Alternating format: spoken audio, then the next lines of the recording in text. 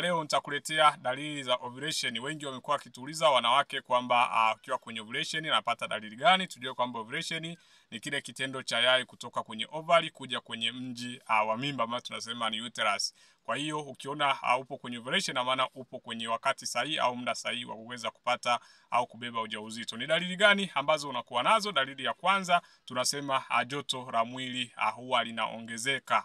Hiyo ni dalili namba moja. Ukiona joto la mwili linaongezeka, basi ujue kupo kwenye wakati mzuri wa kubeba ujauzito. Namba mbili, huwa tunasema unapata sana hamu ya tendo la ndoa. Kwa hiyo utapitia hamu au utapitia ile dalili ya kuwa na hamu ya tendo la ndoa kwa hali ya juu. Dalili nyingine, utapata maumivu madogo kwenye upande mmoja wa tumbo. Maumivu madogo, sio makubwa sana. Kama unapata maumivu makali, basi ni changamoto.